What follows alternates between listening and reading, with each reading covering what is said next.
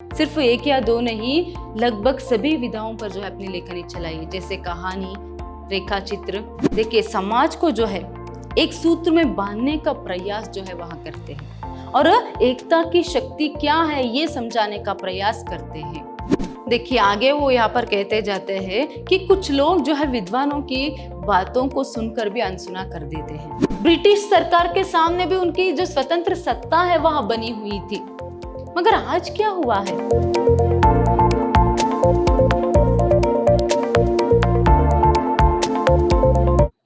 नमस्कार, मैं हूं हर्षिता, हिंदी लेक्चरर, विद्याश्रम कॉलेज, मैसूर। आज हम मैसूर यूनिवर्सिटी के सेकेंड सेमेस्टर बीबीए की हिंदी पाठ्यक्रम से जो गद्य प्रतिभा है उसमें से जो मधुमक्खियों से सीखो पाठ है उसको देखेंगे। पाठ को देखने से पहले हमेशा की तरह जो लेखक परिचय है उसको देखेंगे। देखिए, जो प्रस्तुत पाठ है मधुमक्खियों से सीखो वह एक रिपोर्टाज है और उसकी रचयिता जो है वह है धर्मवीर भारती जी। डॉक्टर धर्मवीर भारती जी जो है इसके रचयिता है। देखिए, डॉक्टर धर्मवीर भारती जी का जन्म 25 दिसंबर 1929 में इलाहाबाद की साहित्यिक नगरी प्रयाग में हुआ। इनका जन्म जो है वहां प्रयाग में हुआ। कब? 25 दिसंबर 1929 को। देखिए, वहीं से शिक्षा पाकर वे प्रयाग विश्वविद्यालय के हिंदी विभाग में हिंदी अध्यापक के रूप में नियुक्त हुए। प्रयाग में ही शिक्षा पाकर फिर वही जो है वह विश्वविद्यालय में हिंदी के अध्यापक के रूप में जो है वह नियुक्त होते हैं। फिर भारती जी धर्मयुग के संपादक रह चुके हैं। उनकी प्रारंभ से ही साहित्यिक गतिविधि तथा आंदोलनों में विशेष रुचि थी। देखिए, ये हिंदी की प्रमुख पत्रिका जो है धर्मयुग, उसके संपादक जो है यह रह चुके हैं। प्रारंभ से ही इन्हें जो है साहित्यिक गतिविधियों पर बहुत ही आसक्ति थी। उसके साथ साथ आंदोलनों में भी जो है यह सक्रिय रूप से भाग जो है लेते थे। भारती जी ने साहित्य की सभी महत्वपूर्ण विधाओं में सिद्धहस्तता का परिचय दिया है। देखिए, हिंदी साहित्य की सभी विधाओं में जो है इन्होंने अपनी सिद्धहस्तता को जो है यहाँ पर परिचय जो है दिया है। देखिए आगे, धर्मवीर भारती जी ने काव्य, कहानी, नाटक, उपन्यास, एकांकी, आलोचना, यात्रा, संस्मरण आदि सभी विधाओं पर अपनी लेखनी चलाई है। सिर्फ एक या दो नहीं, लगभग सभी विधाओं पर जो है अपनी लेखनी चलाई, जैसे कहानी, रेखा चित्र, संस्मरण, यात्रा, आलोचना, नाटक, उपन्यास, इस तरह सभी हिंदी साहित्य के विधाओं में इन्होंने जो है अपनी लेखनी चलाई है। अंधा युग, नदी प्यासी थी, काट की घाटियां और 5 जोड़े बांसुरी है, सूरज का 7वां घोड़ा, मुर्दे का गांव, गुनाहों का देवता, सोया हुआ जग, यह सभी इनकी प्रमुख रचनाएं हैं। देखिए, प्रस्तुत जो पाठ है वह एक रिपोर्टाज है। क्या है रिपोर्टाज? पाठ को जानने से पहले आप लोगों को इसके बारे में जानना होगा कि रिपोर्टाज क्या है, क्योंकि प्रस्तुत पाठ जो है मधुमक्खियों से सीखो वह एक रिपोर्टाज है। देखिए, सामायिक घटनाओं की कलात्मक अभिव्यक्ति ही यहाँ पर रिपोर्टाज है। कोई एक घटना घटती है किसी संदर्भ में, किसी समय में, यहाँ पर अगर कोई एक घटना घटती है तो उस घटना के बारे में रिपोर्ट करते हुए या फिर उसके बारे में कहते हुए, कलात्मक अभिव्यक्ति करते हुए उसके बारे में कहना ही क्या है, यहाँ पर रिपोर्टाज है। ये हिंदी आधुनिक गद्य विधा की, हिंदी साहित्य के जो आधुनिक गद्य विधा है उनमें से एक है। जैसे मैंने आपको पहले ही बताया था, सभी आधुनिक गद्य विधाओं को परिचय कराने के बारे में यहाँ पर एक प्रयास जो है किया है। तो रिपोर्टाज भी एक पाठ जो है आपके प्रस्तुत पुस्तक में जो है दी गई है। देखिए, पाठ के प्रारंभ में प्रस्तुत रिपोर्टाज जो है मधुमक्खियों से सीखो, इसमें लेखक जो है देश प्रेम, स्वाभिमान, एकता जैसे तत्वों को जो है आत्मसात करने की सीख जो है यहाँ पर देते हैं। प्रस्तुत रिपोर्टाज में व्यक्तियों में या फिर प्रजाओं में जो है देश प्रेम रहना जरूरी है, एकता जो है वह रहना जरूरी है। तो ऐसे गुणों को जो है वह आत्मसात करने के लिए एक प्रेरणा जो है वह देते। वे समाज को एकता के सूत्र में बांधते हुए जीने के विश्वास को सर्वोपरि मानते हुए एकता के बल को बरकरार रखना चाहते हैं। देखिए, समाज को जो है एक सूत्र में बांधने का प्रयास जो है वह करते हैं और एकता की शक्ति क्या है ये समझाने का प्रयास करते हैं। फिर देखिए, लेखक ने प्रस्तुत लेख द्वारा जनता में एकता का बल भरने का एवं एकता की लड़ाई जारी रखने की सीख देते हुए एकता के बल में विश्वास रखते हैं। मतलब जैसे मैंने अभी कुछ समय पहले यहाँ पर आपको कहा कि एकता की जो बल है उसे यहाँ पर, उसका जो महत्व है यहाँ पर वह सिद्ध करने की या फिर उसे समझाने की कोशिश जो है यहाँ पर वह करते हैं। तो आइए अभी पाठ को देखेंगे। देखिए, पाठ के प्रारंभ में लेखक यहाँ पर कहते हैं, अगर सोच लीजिए आप किसी एक ऐसी जगह में है, वहां पर बहुत सारे लोग हैं, अगर अचानक वहां पर मधुमक्खियों से जो है हमला हो गया तो आप लोग क्या करेंगे। वो कहते हैं कि कोई एक जगह पर जो है बहुत सारे लोग रहते हैं, जहां पर अगर आप सोच लीजिए आप भी होंगे, तो अचानक से वहां पर मधुमक्खियों से जो है हमला हो गया तो आप लोग क्या करेंगे। सामान्यतः सभी लोग जो है वहां से भाग जाएंगे, सभी लोग उस स्थल से या फिर उस स्थान से जो है भागने का प्रयास करेंगे, वहां से दूर भागने का प्रयास करेंगे। और अगर किसी को समझ लीजिए, अगर क्या है, वो कहते हैं कि अगर मुझे ही जो है यहाँ पर इस तरह का इस संदर्भ का सामना करना पड़ा तो मैं भी यही करूंगा। लेखक खुद यहाँ पर कहते हैं कि मुझे भी अगर ऐसी समस्या का या फिर ऐसी संदर्भ का सामना करना पड़ा तो मैं भी जो है वो जो स्थान है उसे छोड़कर भाग जाऊंगा। अगर उसमें से एक आध मधुमक्खियों ने यहाँ पर अपना डंक भी मार लिया तो क्या है, कराते हुए सीधा डॉक्टर के पास जो है यहाँ पर चले जाएंगे सभी लोग, है ना। सामान्यतः सभी लोग ऐसे ही करते हैं। मगर देखिए लेखक यहाँ पर क्या कहते हैं, ये हम जिससे आम लोगों की बात है। देखिए वो कहते हैं कि लेकिन मेरी आपकी और बात है, असाधारण प्रतिष्ठित विद्वान लोगों की बात और। अभी 2 हफ्ते पहले काशी की बात है, विश्वविद्यालय के कानून महाविद्यालय समारोह था। अकस्मात मधुमक्खियों ने एक कोने से निकलकर उपकुलपति तथा अन्य विद्वानों पर हमला कर दिया। पहले ही वे भी साधारण लोगों की तरह मैदान छोड़कर भागे, मगर जब तक मैदान खतरे से खाली हो गया तो फिर लौटकर आए। देखिए वो यहाँ पर क्या कह रहे हैं, ऐसी ही एक घटना क्या है यहाँ पर काशी के विश्वविद्यालय के एक कानून महाविद्यालय में होती है। यहाँ पर वो कहते हैं कि जो अभी कुछ समय पहले कहा कि अगर कहीं पर भी मधुमक्खियों का अगर हमला होता है तो सभी लोग वहां से भाग जाते हैं। तो पहले वो कहते हैं कि ऐसा तो सिर्फ हम जिसे आम लोग करते हैं, या आपकी और हमारी बात है, मगर जो विद्वान लोग रहते हैं, जो महान लोग रहते हैं ना, उनकी बात ही कुछ और है। कहते हुए एक घटना के बारे में जो है यहाँ पर वह कहते हैं, काशी के विश्वविद्यालय के कानून महाविद्यालय में एक समारोह होता। तो उस समारोह में अचानक जो है मधुमक्खियों की जो छत्ता रहता है वहां से मधुमक्खियां जो है उड़कर आते हैं और वहां पर हमला करने लगते हैं। तभी क्या होता है, यहाँ पर सभी लोग जो है भागना जो है वहां से शुरू कर देते हैं। और जो मंच पर मतलब स्टेज में जितने भी गण्य लोग थे, जितने भी यहाँ पर महान लोग थे ना, वह भी क्या करते हैं, पहले वहां से भाग जाते हैं। वहां पर जो उपकुलपति भी जो थे वहां भी वहां से भागते हैं, क्योंकि वहां पर मधुमक्खियों का हमला जो है होता है। फिर देखिए, जब तक मैदान खतरे से खाली हो गया तो फिर लौटकर आए, निडर होकर आसीन हुए और एक सुंदर उपदेश दिया। उपकुलपति महोदय ने मधुमक्खियों के संगठन और आक्रमण करने की तारीफ की और वह कहा हमें उनसे सबक लेना चाहिए। देखिए अभी जितने भी गण्य लोग जो है उस सभा में, उस समारोह में जो स्टेज पर बैठे थे, मंच पर थे, पहले तो आक्रमण करते ही वह सभी लोग भाग जाते हैं आम लोगों की तरह। मगर जब जैसे ही उन्हें ये पता चला कि अभी जो स्थान है, फिर जो मंच है वह खतरे से मुक्त है, तो वह क्या करते हैं, फिर वो सभी लोग जो है वापस आते हैं। और उसमें से जो उपकुलपति है वह क्या कहते हैं, यहाँ पर मधुमक्खियों से जो है हमें सीखना चाहिए। देखिए वो कहते हैं कि हमें उनसे सबक लेना चाहिए। ये याद रखिए, हो सकता है आपको यहाँ पर ससंदर्भ व्याख्या में या फिर सप्रसंग व्याख्या के लिए आप लोगों को पूछा जाए। देखिए उपकुलपति जो है वह कहते हैं कि हमें इनसे सबक लेना चाहिए। क्यों ऐसे कहते हैं, इसके बारे में वो यहाँ पर जो है आगे कहते जाते हैं। मधुमक्खियों के संगठन करने की बुद्धि और उसके साथ साथ आक्रमण, किसी एक मधुमक्खी की छत्ते को अगर कोई छेड़ेगा तो पूरे के कोई एक या फिर दो नहीं, पूरे के पूरे मधुमक्खी जो है यहाँ पर आक्रमण कर देते हैं। तो उनकी जो संगठन और आक्रमण करने की जो तरीका है उसको संबोधित करते हुए उसके बारे में जो है यहाँ पर वह कहते हैं कि हमें इनसे सबक लेना चाहिए।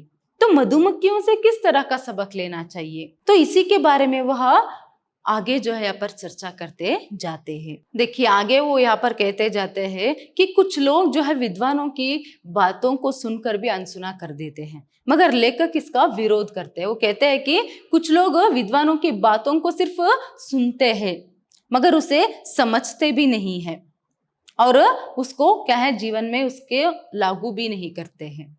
मैं इस भाव का विरोध करता हूं करके वो कहते हैं। जो महान लोग, जो विद्वान लोग रहते हैं, उनकी बातों को अनसुना नहीं करना चाहिए। सिर्फ उसे सुनना नहीं है बल्कि सुनने के साथ साथ उसे समझना है, उसी तरीके से जीना भी है करके वो कहते हैं। और वो यहाँ पर कहते हैं कि अभी जो प्रस्तुत उपकुलपति महोदय ने जो बात की कि हमें इनसे सबक लेना चाहिए, वो जो है मुझे ठीक से समझ में नहीं आया। किसको जो है उन्होंने इस तरह की बात की? जो उनके सामने बच्चे, मतलब जो छात्र जो है महाविद्यालय के जो छात्र बैठे थे, उनसे क्या उन्होंने ये बात की क्या? क्योंकि प्रस्तुत जो घटना घटी थी जिसके बारे में वो अभी कह रहे हैं, उसको जो है वह उसके संदर्भ में जो बात है उन्हें पूरी तरीके से नहीं पता है, उसके बारे में मुझे पूरा ज्ञान जो है नहीं है, इसीलिए मुझे ये ठीक से समझ में नहीं आया कि इस तरह क्यों उन्होंने कहा और किसको कहा। पहले वो अनुमान लगाते हैं कि छात्रों को, मतलब जो स्टूडेंट्स जो सामने बैठे थे, मंच के सामने जो स्टूडेंट्स बैठे थे, उनको इस तरह की बात की क्या करके।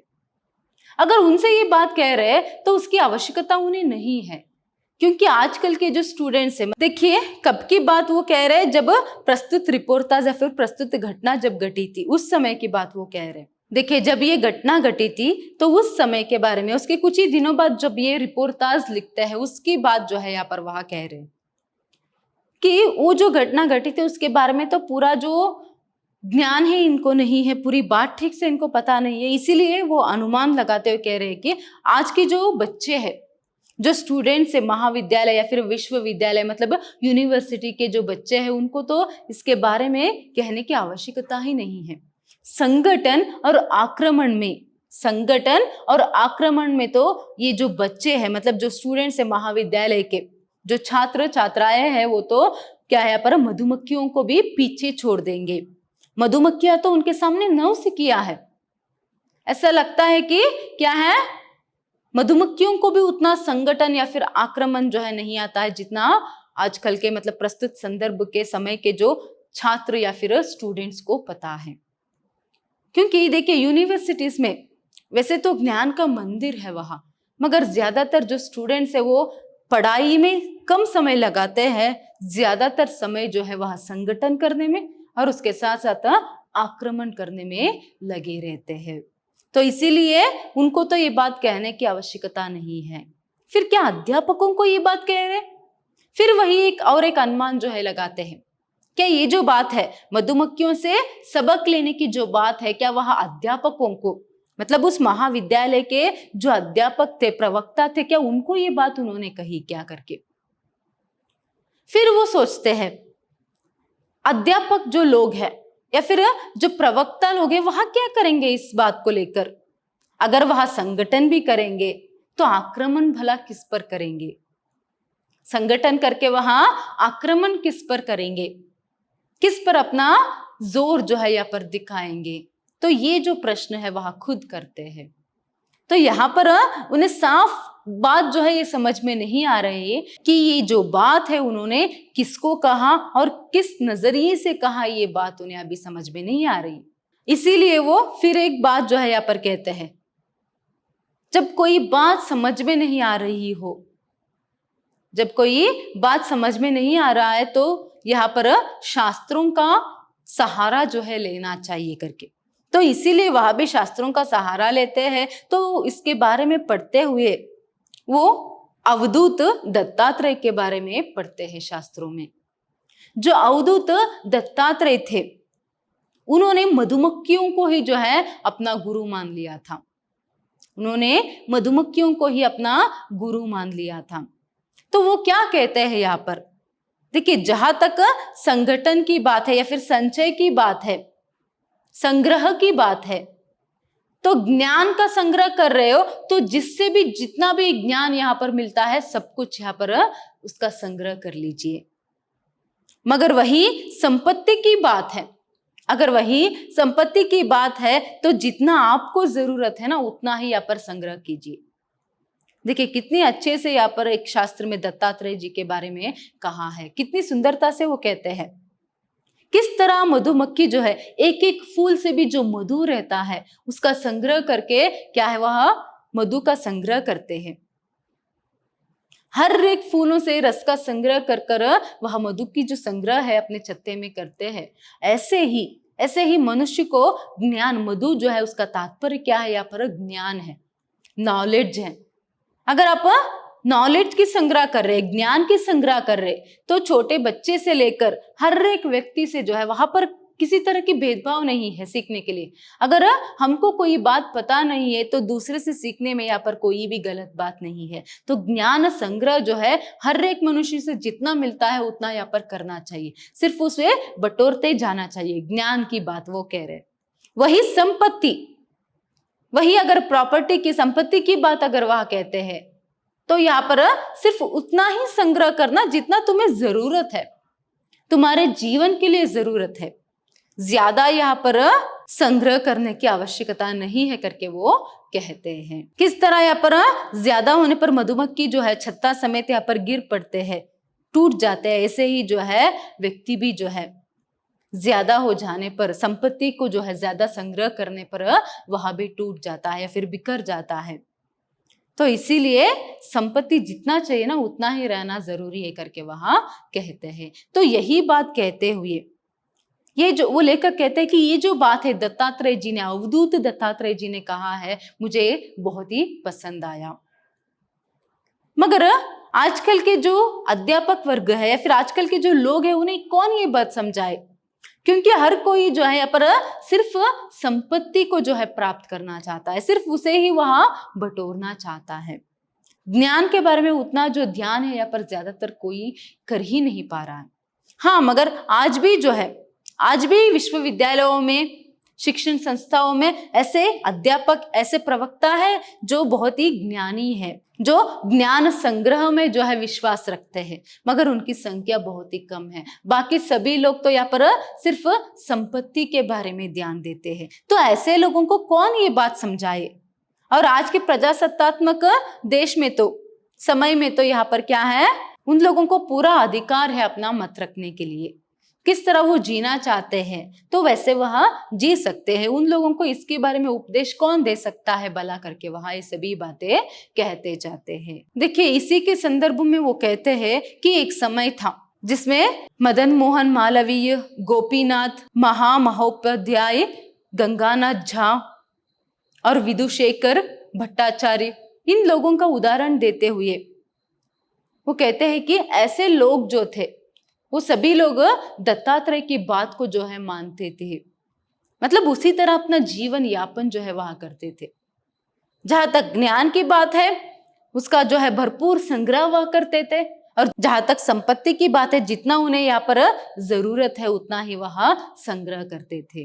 तो ऐसे भी महान लोग थे उस समय, मगर आजकल ऐसे लोग देखने को कहाँ मिलते हैं। और अगर वही विश्वविद्यालय की बात करनी है तो ऐसे कुछ ही अध्यापक या फिर प्रवक्ता जो है देखने को मिलते हैं जो ज्ञान संचय में विश्वास रखते हैं, ज्ञान संग्रह में विश्वास रखते हैं।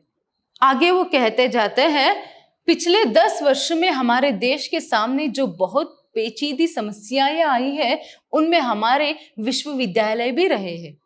देखिए वो पिछले 10 सालों में जो हमारे देश में समस्याएं आई है उनमें हमारी महाविश्वविद्यालय जो है वह भी रहे हैं। हड़तालें, झगड़े, गोली, लाठियां, गाली गलौज, इश्तहारबाजी, मुकदमे, जांच कमीशन और क्या क्या नहीं हुआ।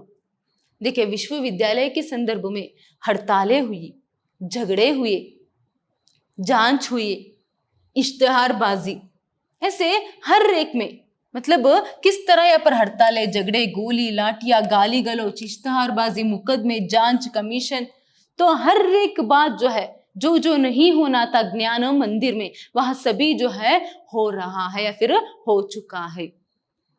देखिए, महाविश्वविद्यालय या फिर यूनिवर्सिटी जो है वह क्या है? यहाँ पर ज्ञान का मंदिर है, जहां सिर्फ ज्ञान संचय या फिर ज्ञान का जो संग्रह है वह किया जाता है। मगर ये सभी क्या, जो छात्र है, यहाँ तक कि कुछ प्रवक्ता भी उनमें मिले रहते हैं, अपना ही एक संगठन बनाते हैं अलग अलग, फिर झगड़े करते हैं, फिर देखिए यहाँ पर हड़तालें करते हैं, फिर वहां पर कमीशन बिठाया जाता है उसको उस समस्या के हल करने के लिए। तो यह सभी हुआ है, क्या नहीं हुआ? वो कहते हैं कि क्या नहीं हुआ, अभी क्या बाकी है यहाँ पर होने के लिए? सब कुछ जो है यहाँ पर हो चुका है। एक जमाना था जब विश्वविद्यालय देश के सांस्कृतिक जीवन के पवित्रतम तीर्थ माने जाते थे। देखिए, एक जमाना था जब जो विश्वविद्यालय, जो यूनिवर्सिटीज है, वह क्या है, यहाँ पर देश के पवित्रतम स्थल, मतलब बहुत ही पवित्र स्थल जो है वहां माना जाता था। यहाँ पर ब्रिटिश सरकार तक के सामने उनके यहाँ स्वतंत्र सत्ता बनी हुई थी। और आज देखिए वो क्या कह रहे हैं यहाँ पर, वो एक पवित्र स्थान था, पवित्र स्थल था, ज्ञान का मंदिर था। ब्रिटिश सरकार के सामने भी उनकी जो स्वतंत्र सत्ता है वह बनी हुई थी। मगर आज क्या हुआ है? आज इसमें जो राजनीति है वह कहां से आ गई है? और ये जो झगड़े, हड़तालें, संगठन, ये सभी क्या है? फिर देखिए, मधुमक्खियों के छत्ते, आज जो है यहाँ पर मधुमक्खियों के छत्ते हैं, किस तरह से, किस नजरिए से। देखिए, मधु कम होता जा रहा है, संगठन और आक्रमण बढ़ते जा रहे हैं। देखिए, अगर विश्वविद्यालय को एक छत्ता जो है मधुमक्खियों का मान लिया, तो उसमें जो मधु है, जो ज्ञान है, जो बहुत ही जरूरी है, वही जो है यहाँ पर कम होता जा रहा है। और जो संगठन और जो आक्रमण है, देखिए, संगठन और आक्रमण जो है वह बढ़ते जा रहे हैं। इसीलिए कारण ढूंढिए तो ले देकर एक ही बात, कुछ अध्यापक शोध अध्ययन पठन पाठन की अपेक्षा विश्वविद्यालय की राजनीति और अपने स्वार्थ साधन में ज्यादा रुचि लेते हैं। देखिए यहाँ पर वो क्या कह रहे हैं, अगर इसका कारण ढूंढा जाए तो कुछ अध्यापक, कुछ प्रवक्ता लोग जो है वह क्या कर रहे हैं, पाठ पाठन और अध्ययन को छोड़कर, अध्यापक या फिर प्रवक्ताओं के काम जो है वह क्या है यहाँ पर, कि वह ज्ञान को जो है, वहां ज्ञान को जो है बांटे। मगर वो क्या कर रहे हैं, यहाँ पर पाठ पाठन को उन्होंने छोड़ दिया है, ज्ञान की तरफ उतना ध्यान ही नहीं दे रहे, बल्कि वह संगठन और राजनीति में जो है अपना ज्यादा ध्यान दे रहे हैं। इसीलिए तो यह सभी जो है घटनाएं घट रही है करके वहां कहते हैं। इस तरह कहते हुए वो ये भी कहते हैं कि आज भी जो है, आज भी यहाँ पर ज्ञान संचयी अध्यापकों की कमी नहीं है। मतलब जो ज्ञान को महत्व देते हैं और जो ईमानदार है, उनकी अध्यापकों की कमी नहीं है, मगर उनकी संख्या जो है धीरे धीरे कम होती जा रही है। वो कहते हैं कि अचानक से ज्ञान के क्षेत्र में ये राजनीति कहां से टपक पड़ी, अचानक से ज्ञान के क्षेत्र में राजनीति कहां से टपक पड़ी। तो इस तरह जो है वह प्रश्न करते हैं। आजकल उन्हीं को ज्यादा महत्व दिया जाता है, शिक्षण क्षेत्र में, ज्ञान के क्षेत्र में उन्हीं को ज्यादा महत्व दिया जाता है जो यहाँ पर राजनीति में प्रबल हो, मतलब राजनीति के लोगों से संबंधित रखते हैं ना, उन्हीं अध्यापकों या फिर प्रवक्ताओं की महत्व जो है आजकल है ज्ञान के क्षेत्र में। वही ज्ञान संचयी ईमानदार अध्यापक या फिर प्रवक्ताओं की संख्या जो है वह कम होती जा रही है और उनकी जो प्राबल्यता जो है, प्रभाव जो है वह भी कम होता जा रहा है। यही कारण है कि ये जो हड़तालें, झगड़े, ये सभी जो है आज ज्ञान के क्षेत्र में, यूनिवर्सिटी में सभी हो रहे हैं करके। जो बच्चे वहां पर पढ़ने के लिए जाते हैं, जो स्टूडेंट्स, छात्र जो है वहां पढ़ने जाते हैं, वहां पढ़ने से ज्यादा जो है संगठन और आक्रमण में जो है लगे हुए हैं। तो इसके साथ जो है यहाँ पर कुछ अध्यापक या फिर कुछ प्रवक्ताओं की सहायता भी जो है उन्हें मिलती है।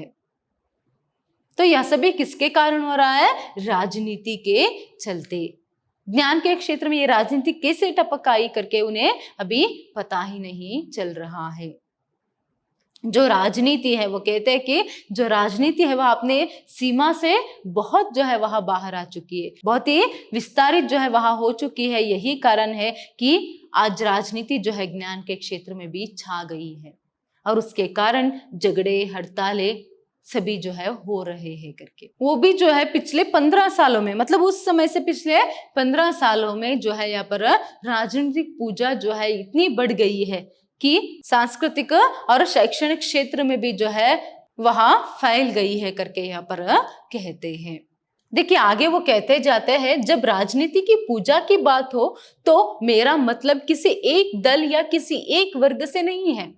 वो कह रहे हैं कि जब राजनीति की बात हो रही है तो वो सिर्फ कोई एक दल के बारे में, किसी एक पार्टी के बारे में वह नहीं कह रहे, कोई एक दल की बात जो है वहां नहीं कह रहे। देखिए जहां तक ज्ञान और क्षेत्र की पवित्रता को कुंठित करने का प्रश्न है, राजनीति मात्र ने उसमें उत्साह दिखाया है, चाहे वह शासक वर्ग की हो चाहे विरोधी वर्ग की। देखिए यहाँ पर वो कहते हैं कि सिर्फ एक दल की बात वो नहीं कह रहे, जो सांस्कृतिक और जो शैक्षणिक क्षेत्र है उसको जो है कुंठित करने का जो प्रयास जो है किया है वह शासक वर्ग भी है और विरोधी वर्ग भी है, मतलब रूलिंग पार्टी भी और उसके साथ साथ जो अपोजिशन पार्टी रहती है ना वह भी, दोनों मिलकर जो है अपना खेल यहाँ पर शैक्षणिक क्षेत्र में यूनिवर्सिटियों में सभी खेल रहे हैं, जिसका प्रभाव छात्रों पर, भावी प्रजाओं पर जो है पड़ रहा है।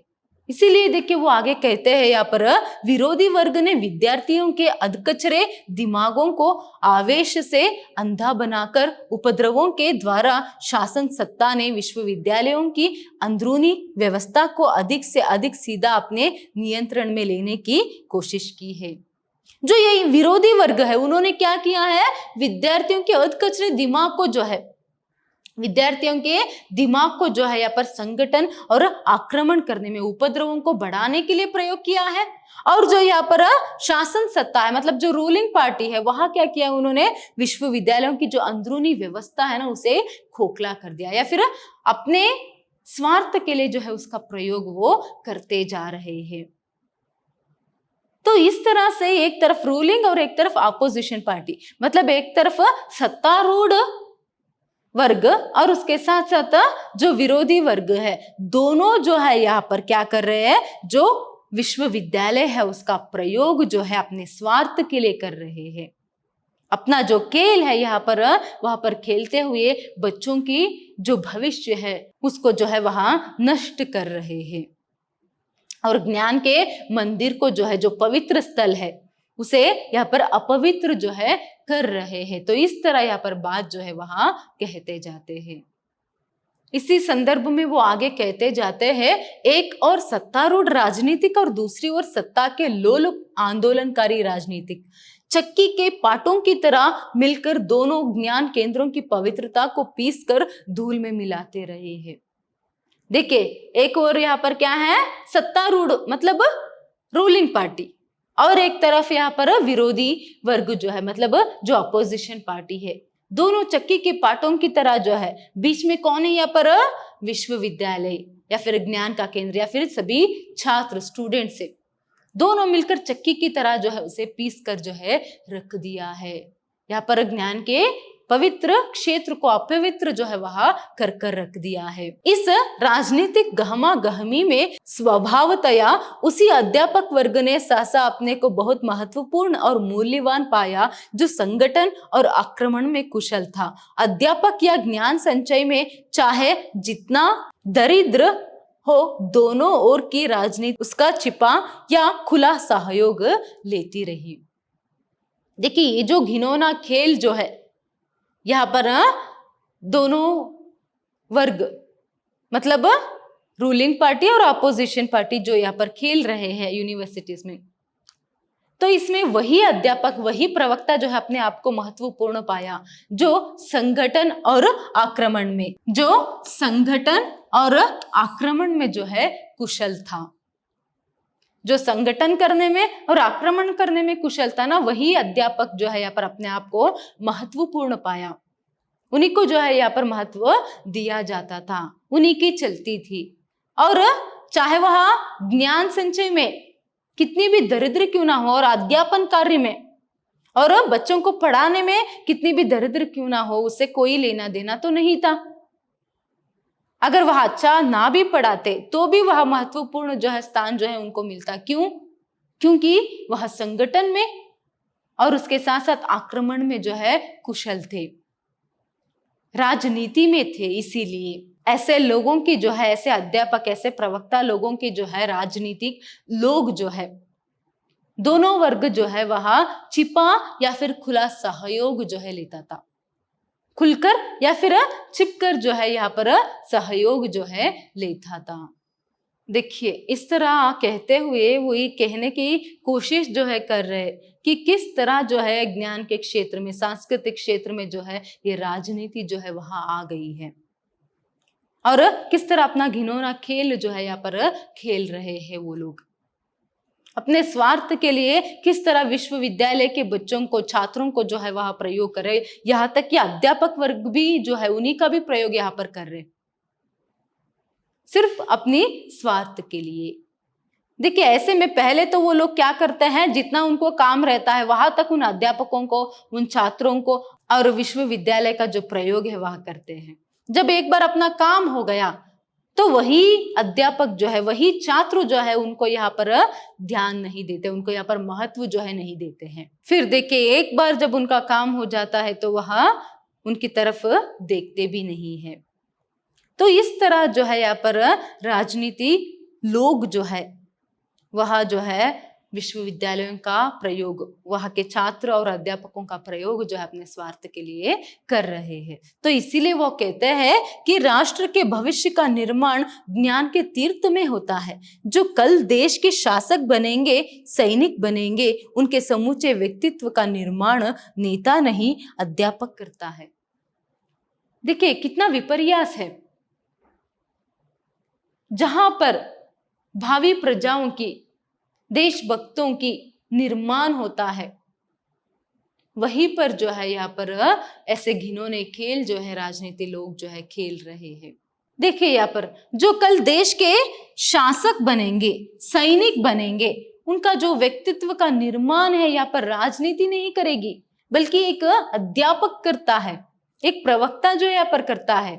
अगर ऐसे घिनौने खेल जो है राजनीति यहाँ पर खेलेगी तो उनका भविष्य किस तरह रहेगा, वो जो लोग हैं किस तरह बनेंगे?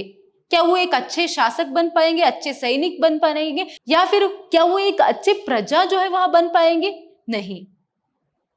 अगर ऐसी मनस्थिति जो है, ऐसा घिनौना खेल जो है वह खेलेंगे तो वह सभी लोग ऐसे भी नहीं बन सकते।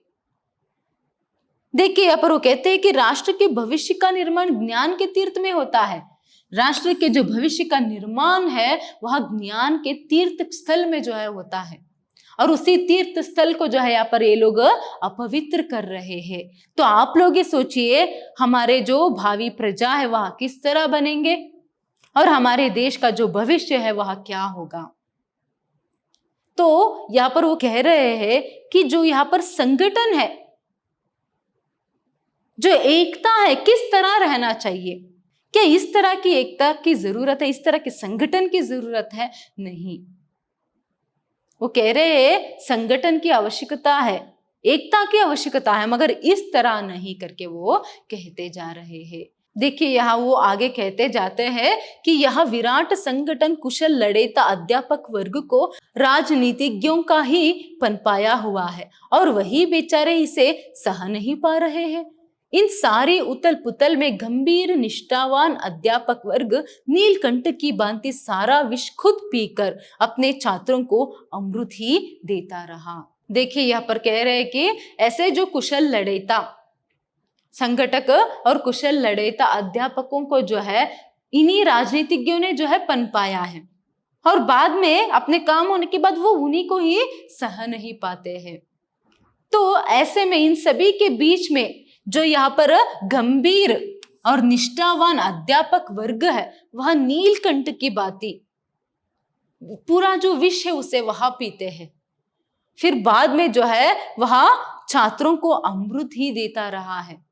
विष को पीकर वहां जो एक ज्ञान संचयी, निष्ठावान और गंभीर जो अध्यापक वर्ग है, जो सच्चे अध्यापक है, वह इस सबके बीच में जो है खुद विष पीकर बच्चों को, छात्रों को, अपने स्टूडेंट्स को जो है वहां अमृत पिला रहे हैं। तो ऐसे में देखिए, तभी वह एक एक ऐसी पीढ़ी का निर्माण करेगा जो कल देश के शासक होंगे, व्यवस्थापक होंगे, वैज्ञानिक होंगे, चिंतक, लेखक, कलाकार होंगे, सैनिक होंगे। जब वह खुद विष पीकर, तो ऐसे परिस्थिति में जब ज्ञान के स्थान पर, ज्ञान के तीर्थ स्थल में जो है यहाँ पर राजनीतिज्ञ अपना घिनौना यहाँ पर खेल खेल रहे हैं, तो ऐसे समय में जो गंभीर, निष्ठावान और ज्ञान संग्रही जो अध्यापक है, वो लोग विष पीकर बच्चों को अमृत पिला रहे हैं। तभी तो कुछ ऐसे अध्यापकों के कारण ही तो जो है बच्चों का जो भविष्य है उज्जवल होगा, और उनके साथ साथ देश का भी भविष्य उज्जवल होगा। तभी जाकर जो बच्चे हैं, जो छात्र मतलब जो स्टूडेंट्स है, वह यहाँ पर क्या बन सकते हैं? वैज्ञानिक बन सकते हैं, विज्ञानी बन सकते हैं, साइंटिस्ट बन सकते हैं, और लेखक, कलाकार, सैनिक, शासक, तो इस तरह जो है वह बन सकते हैं। नहीं तो वो एक अच्छा है जो प्रजा है वह तक नहीं बन पाएंगे। अगर जो संगठित लड़ाईता जो अध्यापक है, अगर उनके सहारे बैठ गए तो जो छात्र है वह कुछ भी नहीं बन पाएंगे, एक अच्छे जो प्रजा है वह भी नहीं बन सकते हैं। तो यहाँ पर अध्यापकों का जो महत्व जो है, ज्ञान संचयी, निष्ठावान अध्यापकों का जो महत्व है वह कह रहे हैं। देखिए आगे वो कहते हैं, अगर उनके चरित्र को आज वह सच्चा लोहा दे सका तो कल देश का जो महान भविष्य होगा वही उसका एकमात्र पुरस्कार होगा। देखिए वो कह रहे हैं, अगर आज जो है बच्चों को, अगर आज बच्चों को यहाँ पर सभी अच्छी तरीके से जो सीख है वह दे पाए, उन्हें एक ज्ञान जो है सही तरीके से दे पाए, तो वही उन लोगों के लिए पुरस्कार है। देखिए यहाँ पर वो क्या कह रहे हैं, ऐसे संदर्भ में क्या है, अगर वह इस समय में जो है बच्चों को, जब वह छात्रावस्था में रहते हैं, तो उस समय अच्छी सीख, ज्ञान जो है वह दे सके, तो बाद में उन बच्चों का, उन छात्रों का जो उज्जवल भविष्य होगा, जब वो एक महान व्यक्ति जो है बनेंगे, एक अच्छे और महान व्यक्ति जब बनेंगे, गण्य व्यक्ति बनेंगे, तो वही जो है उस अध्यापकों के लिए, उन अध्यापक वर्ग के लिए जो निष्ठावान और ज्ञान संग्रही है, जिन्होंने सच्चा ज्ञान जो है उन लोगों को दिया था, वही उनके लिए पुरस्कार बनेगा। इसका अर्थ यहाँ पर क्या है, अगर उन बच्चों का एक उज्जवल भविष्य बन गया तो वही जो है उन अध्यापकों के लिए पुरस्कार है। मतलब वो लोग सिर्फ इतना ही चाहते हैं, उन लोगों को सिखाने में उनका कोई भी स्वार्थ जो है नहीं रहता है। तो ऐसे में वो कहते हैं कि लेकिन अगर चारों ओर की गंदी राजनीति उसे भी विचलित या मात कर गई तो वह देश के लिए बड़ी घातक बात होगी। देखिए सोचने की बात है ये, अगर कुछ ही जो एक अध्यापक का वर्ग बचा है, जो निष्ठावान है, जो ज्ञान संग्रही है, जो गंभीर है, अगर सोच लीजिए क्या होगा अगर ये जो गंदी राजनीति है उन्हें भी अपने दायरे में ले लिया, तो क्या हो सकता है, क्या होगा, हमारा जो देश है उसका भविष्य क्या होगा। कुछ ही ऐसे अध्यापकों के कारण तो क्या है, अभी देश का भविष्य जो है वह उज्जवल होता जा रहा है, क्योंकि हर एक छात्र, हर एक प्रजा का भविष्य उज्जवल होगा, तभी जाकर देश का भविष्य उज्जवल हो सकता है। सोच लीजिए अगर यही अध्यापक नहीं रहेंगे, अगर सभी अध्यापक, सभी प्रवक्ता वहां एक राजनीति की गंदे खेल में जो है शामिल हो जाएंगे, तो छात्रों का उज्जवल भविष्य कैसे हो सकता है और देश का उज्जवल भविष्य कहां से हो सकता है। तो इसीलिए यहाँ पर उन अध्यापकों का जो महत्व है ये समझा रहे, और उसके साथ साथ संगठित करना है, संग्रह जो है वह करना है, किसका, ज्ञान का संग्रह करना है। वो मधु की तरह है, आजकल मधु कम होता जा रहा है, मतलब जो ज्ञान है वहां कम होती जा रही है, और संगठन और उसके साथ साथ जो आक्रमण है वह बढ़ता जा रहा है। तो इसीलिए मधुमक्खियों से हमें ज्ञान का जो संग्रह करना जो है ना वहां सीखना है। देखिए आखिर में वो कहते हैं कि मधुमक्खियों से ज्ञान का जो संग्रह है वो करना हमें सीखना है। और आक्रमण कब करना है? एकता रहना बहुत ही जरूरी है। वो भी किस तरह? यहाँ पर एक सकारात्मक दृष्टि से, सकारात्मक दृष्टि से एकता की आवश्यकता है। अभी ये जो राजनीति के गंदे खेल जो खेल रहे हैं उसके खिलाफ एकत्र हो जाइए, उसके खिलाफ संगठन कीजिए। अभी राजनीति जो है वह ज्ञान के क्षेत्र में नहीं होना है, तो इस तरह जो है सभी लोग एकत्रित होना है, इसके खिलाफ एकत्रित होना है और ज्ञान का संग्रह करना है मधु की तरह। जिस तरह यहाँ पर मधुमक्खियां मधु की संग्रह जो है एक एक फूल से करते हैं, इसी तरह जो है यहाँ पर ज्ञान का संग्रह करना है और आक्रमण जो है ऐसे गंदे राजनीति के खिलाफ करना है, ना कि आपस में करके। यहाँ पर वो आखिर में ये बात जो है कहते हैं। तो इस तरह जो है इस पाठ से आखिर में जो यहाँ पर एक संदेश जो है मिलता है वह इतना ही है कि जो सांस्कृतिक और शैक्षणिक क्षेत्र में जो गंदे राजनीति जो है यहाँ पर खेल जो है चल रहा है उसे यहाँ पर जो है मुक्त होना है। अगर एकता का बल दिखाना ही है तो किस पर दिखाना है? ऐसे गंदे राजनीतिज्ञों पर करके वह कहते हैं। आपस में आप लोग मत लड़िए, ऐसे गंदे राजनीतिज्ञों के विरोध जो है आप कीजिए और ज्ञान का संग्रह कीजिए। पहले की तरह जो विश्वविद्यालय है, जो शैक्षणिक क्षेत्र है और जो सांस्कृतिक क्षेत्र है वह पहले की तरह पवित्र होने की आवश्यकता है। तो इस तरफ ध्यान दीजिए करके यहाँ पर वह संदेश देते हैं। धन्यवाद।